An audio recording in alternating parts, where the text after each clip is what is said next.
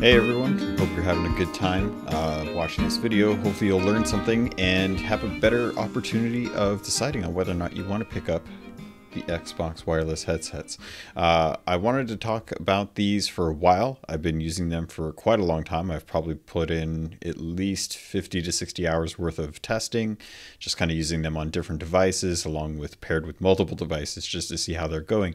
And so far, I'm pretty happy with what I've got. I broke this down based on some of the things that I wanted to talk to you about today. First off, being design. These are pretty nice. I'm not going to lie. When I got them out of the box, they came really well presented. The design quality is pretty good. They're made of a really nice plastic. The ear cups are really smooth and soft. I was really surprised by that. And the headband itself is actually pretty solid as well too.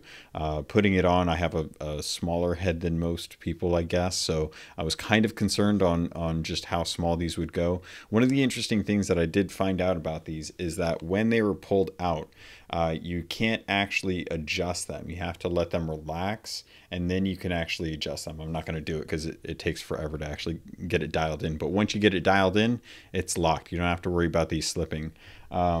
I wanted to talk to them a little bit because I have these these HyperX that I use. These are kind of my go-to podcasting ones for right now. These are the ones that are generally hooked up to the microphone, so I can actually monitor my headphones.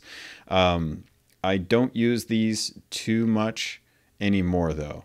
And I'll get into that in a little bit, but just for kind of a heads up as to why I would be using these Microsoft wireless headsets as opposed to my HyperX ones, because I tend to like the wired connection more. I think you get better sound. I think you tend to not have to worry about battery life, especially when you're working on things. You just kind of pick them up, put them on, and go with it. I tend to like those when I'm listening to podcasts, because when I do a lot of editing, I have to listen back to my voice. I want to hear it as clean as possible. And I was using Sennheisers for quite a while. Those were great until they started to fall apart. These HyperX have yet to, and I don't really see anything going on with the Xbox wireless headsets that I can tell right now that would suggest that these are going to do anything that the Sennheisers would do. Now, I know a lot of people tend to hang on to those. They tend to replace the ear cups when a lot of the pleather starts to kind of wear and break down. For me, it's much better just to play around with different brands at that point if I'm going to go with that. The feel of these is really nice. They definitely feel like they're not as expensive as like a $300 or $400 set of headphones. You're going to notice that when you're actually using this. These are definitely a $100 pair of headphones. The caveat to that is that these are first party. They are wireless, and they have really good functionality that's built into those. And I've always been very impressed with just how Microsoft seems to really understand what their design language is for this generation. Owning a Series X and owning a 1X, it's clear that they have a design philosophy with all of their products. You see it across the board with their controllers, with their headset now, and with their systems. They know exactly how they want these to look and feel, and they all carry that same design feature or design language across the board. You can already tell with the ear cups that the Xbox headset, the wireless headset, has that green appeal to it that you can see at the top of the Series X in the tower. It has that green kind of effect. It falls in line with their marketing. It's really nice. With the design of these, it's really clear. A lot of people have put out videos already, so I won't cover too much as far as the main design. But the one thing that's new to me when it comes to actually using a wireless headset are the actual end caps. These guys that rotate, the volume and the party mix. The party mix doesn't have any kind of indication on it being the side that it's on. It's the left cup, but it does have that nice kind of click when you hit center, when you've got that balance between the game chat or the game audio and your actual party chat. And then, of course, the Xbox logo over on the volume here to give you an idea. I typically have it around here for when I'm listening to multiple devices. noises, and I'll get into that in a little bit when I talk about the features. But generally, I'm finding that right here is the midpoint, which is, it's nice that they decided to do the Xbox legible from mid-center on the volume. So yeah, been really enjoying these. Very comfortable, and the natural sound canceling that you get because of the way that these are designed is really nice. I can hear my own voice right now. It is much more muffled than if I don't wear anything, obviously. But I am really enjoying just the fact that it does tend to cancel out other noises around me. So if I'm in the middle of playing a game, I want to be able to hear everything that's going on around me.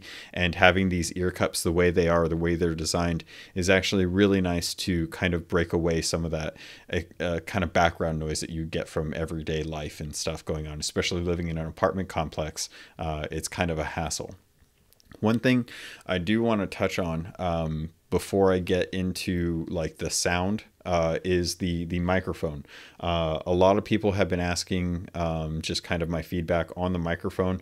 As you can see, I use an Audio-Technica microphone. It's not a Shure.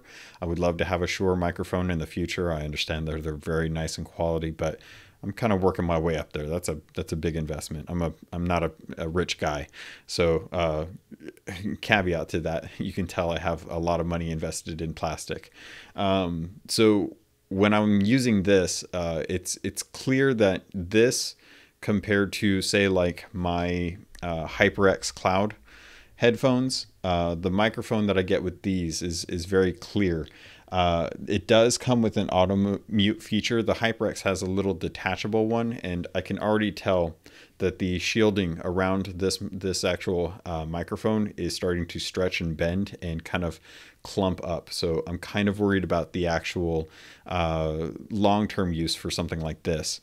With the Xbox wireless headset, I will say that the way that the microphone just kind of rolls up into the actual ear cup is really nice. It's convenient. I don't have to worry about where it's at. I don't have to think about if it's on or not. There's a little light that actually shows up here when you turn it on. So there's a mute button on the bottom here. It's kind of hard to tell. I'm not going to do the weird thing where I try and put it up there, but I'm sure in some imagery I'll try and put up here.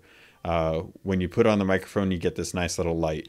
This light is great for me because when I'm wearing them, if I actually put them on, I can actually adjust this so that it shines up, and it shows on my face, but it shines into my peripheral vision. Now, if you have trouble with peripheral vision, that's going to be a concern because you're not going to be able to see the light that's coming from this. But you can adjust the brightness of this actual microphone light, and when you mute it, it actually turns off. So I really appreciate that, especially because half the time when I'm using my HyperX headset, it was about the same price as what I paid for the Xbox wireless headsets, but it has a small dongle on there, and that dongle actually has a mute switch and a volume dial.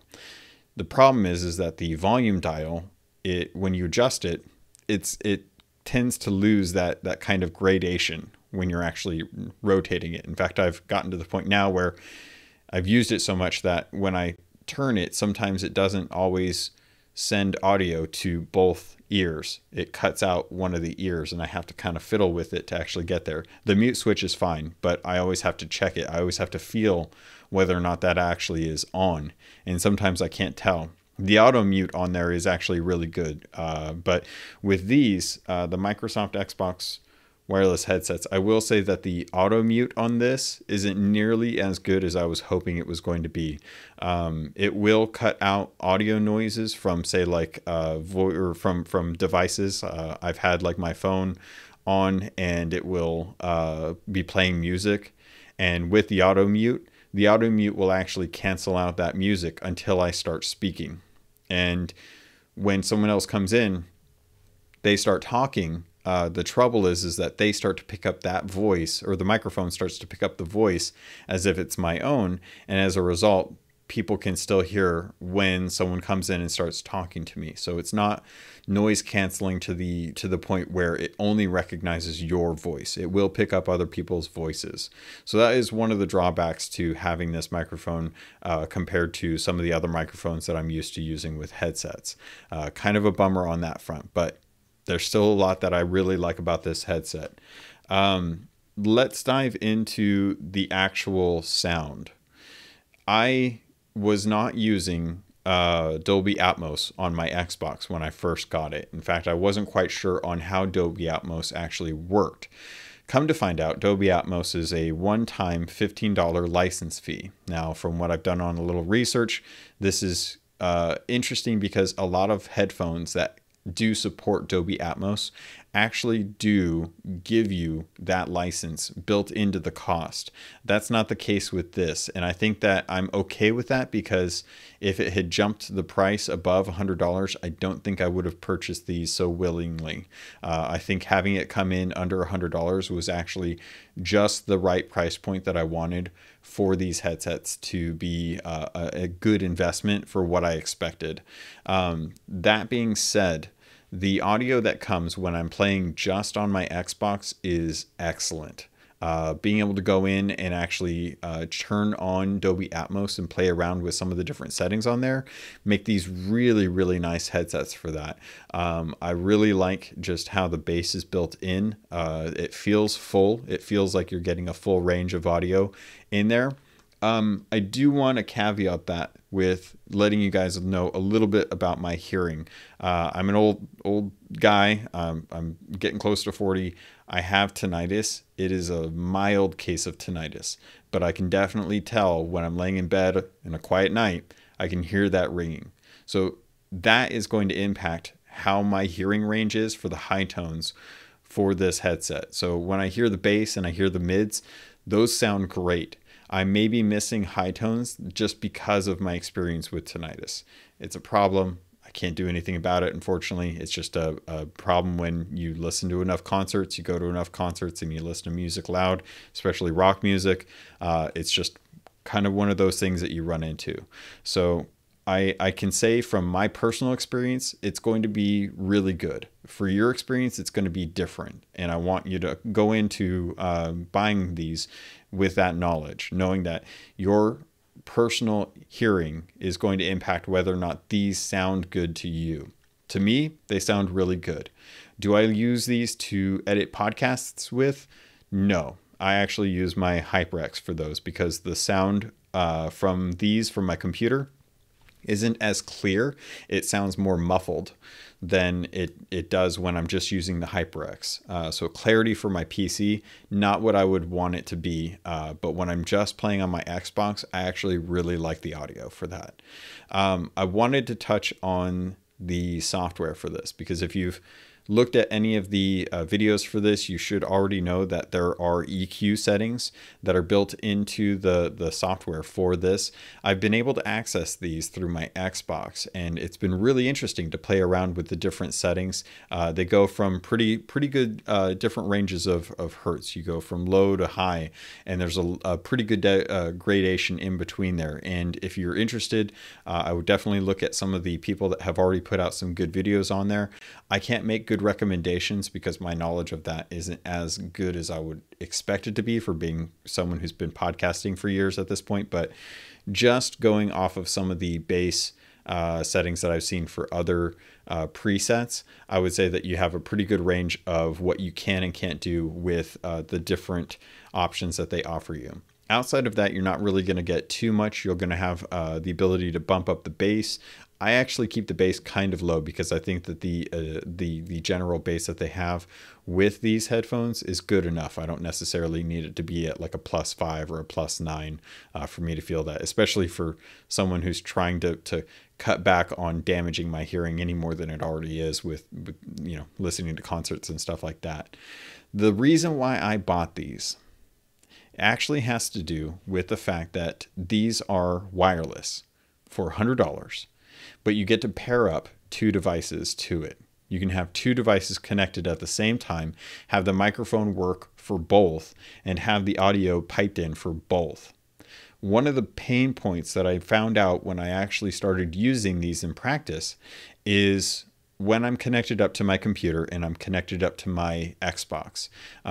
If you're watching this video, you should know that right now I'm at my computer. I've got two monitors, the one that I'm looking at right now and one that's just off to my right. The one that's off to my right is generally the one that I play on my Xbox. So I'm usually facing it and I'm usually playing games on there. And I've got other stuff going on my PC. Either Twitch stream is up, or I've got a guide up, or I've got Twitter.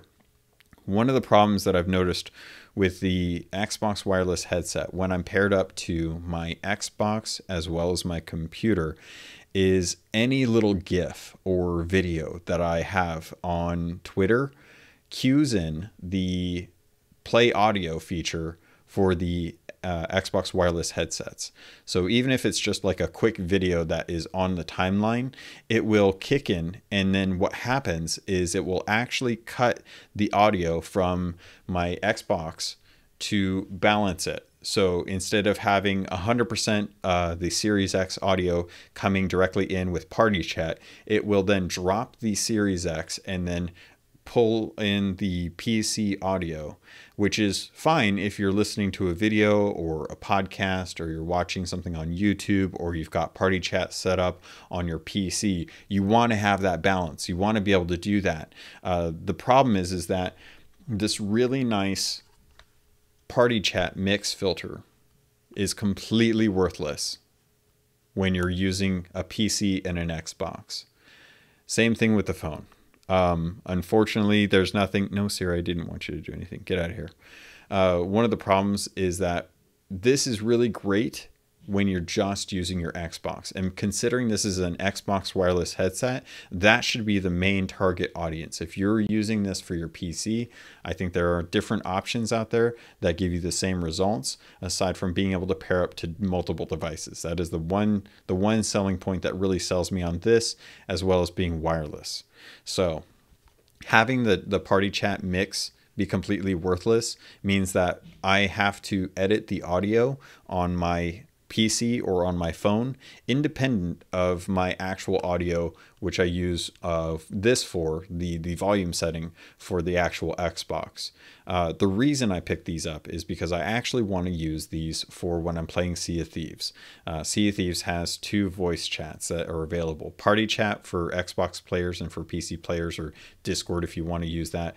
But then there's in-game voice chat, which is proximity based, which is not a problem for PC players because they can actually hear both, because they have both a separate app running for party, and then they have the in-game audio pumped in through the same device.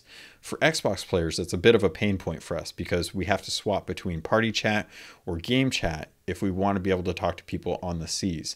And if you're trying to parlay with someone, or you're trying to understand what's going on, if someone's trying to talk to you, you always have to try and work that out by messaging them or getting them into party chat beforehand. And that's kind of a tough go. So when I have these paired up to my phone, or I have these paired up to my PC, I tend to use party chat on those devices so that when I'm playing on my Xbox, I can actually listen to the in-game voice chat in case someone comes across us, especially if people are swimming towards you and they're hot micing and they've got a keg. You definitely want to be able to hear them coming if they're using in-game audio. Not a problem if you're on PC, definitely a problem for Xbox players. And since the balance there is about 50-50, you can understand the pains of that. Also, it just kind of gives you another option.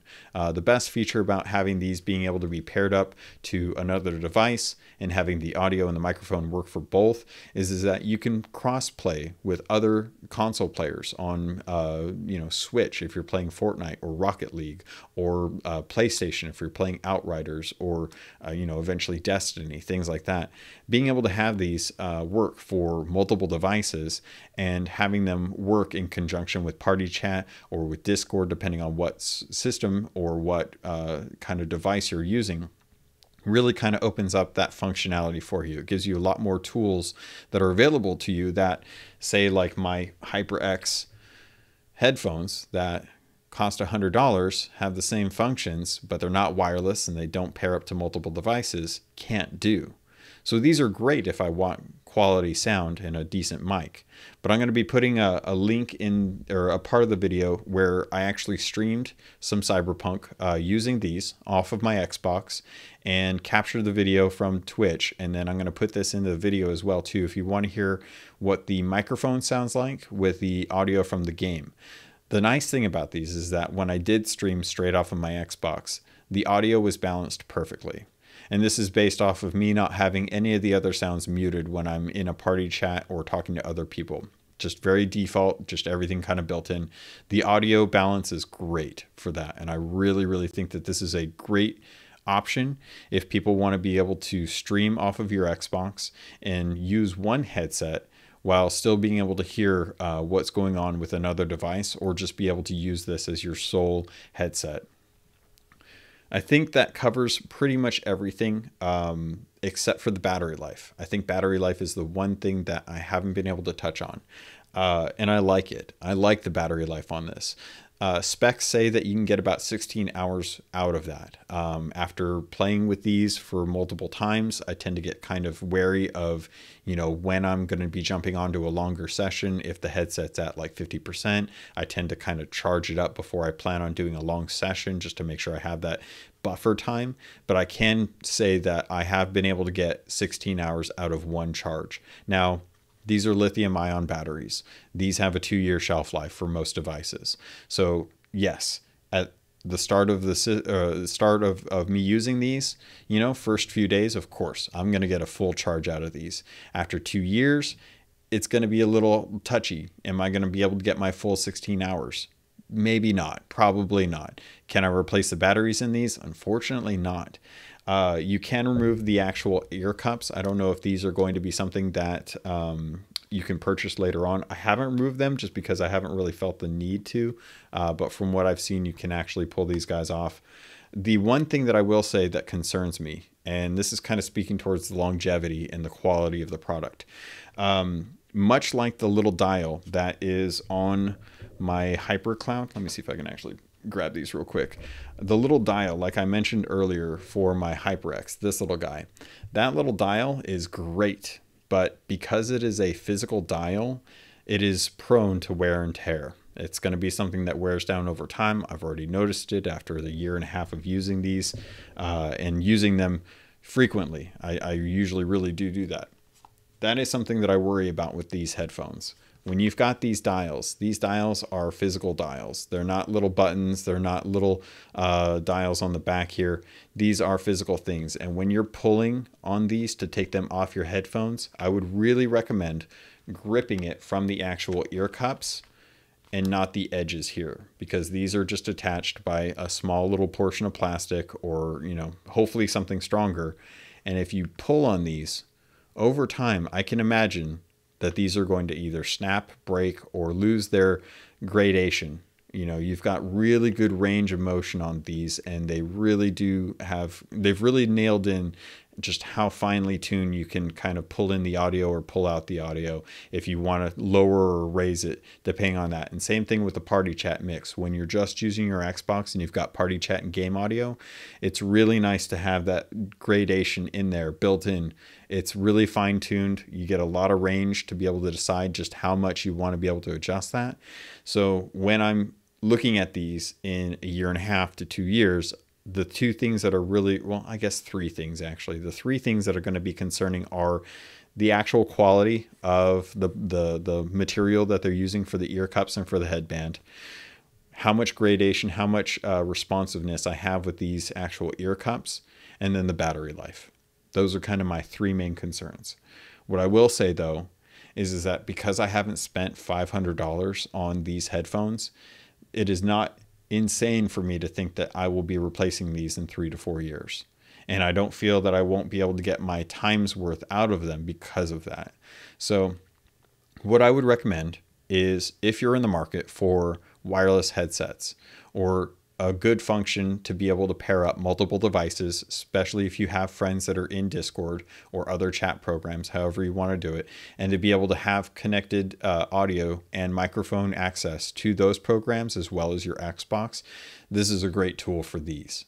If you're looking for the best audio and the best microphone, especially with auto mute or noise canceling, these are not going to get as good of a response compared to other devices out there. But it's really hard to argue how bad these are in those aspects when I look at the fact that these are $100 and you get the full package. Plus it's first party. So those are kind of my overall thoughts on the device. I use them every day. I use them quite frequently. I really do enjoy them. Pretty much anytime I have my Xbox booted up, I've got these on my head. I have not plugged my HyperX headsets into a controller since I got these wireless headsets. And that in and of itself is a really, really awesome aspect to using headphones like this. They do charge by USB-C. I think that's kind of the expectation nowadays. So expect that. And it usually only takes a couple hours to get a full charge. And I really do appreciate that because I can plug it in for a couple minutes, especially if it feels like it's going to be low, but I'm not going to be playing that much longer, and get a decent amount of charge in them to be able to use them for the rest of the evening. Plus, I can still plug these in anywhere and have them continue working as they are connected up to a power source. And I have them plugged into my Xbox, or I have them plugged into my keyboard, and they still work just fine. So really happy with that. Connectivity, I would say, is kind of an issue. I have a weird thing with this apartment where this apartment I feel like is made with lead walls, which is weird because I still hear everything. But I swear if I walk around the corner from my office to, say, go to the kitchen, it doesn't matter what device I use, I tend to lose connection with that. So I wish I could speak better on how far you could go with these, but from my experience, it's good enough knowing that the situation I'm in right now doesn't really lend itself compared to what other people are going to deal with. If you have a really nice open floor home and everything's kind of like within line of sight roughly, you're probably going to get a much better experience out of connectivity depending on how far away you are from the devices that you're using. So I think that's going to do it for this review. I hope I answered all of your questions and gave you good information based on my experiences. Would I recommend these if you are spending $100 on a headset and you wanted something that was wireless? Yes. Do I think that they could definitely come out with a version that is $150 that has a little bit higher build quality with more care put into the microphone and the actual audio? Totally. But at $100, it's hard to argue based on what you're getting, especially with the functionality.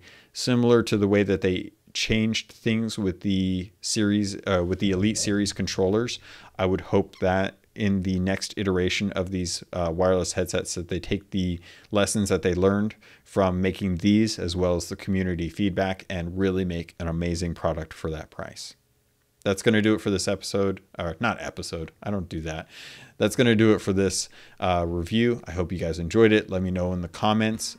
Feel free to like and subscribe if you enjoyed this. I'm going to be trying to do more of these in the future as I try to figure out this whole YouTube thing. So thanks for bearing with me. I love you, and I look forward to sailing with you on the Sea of Thieves.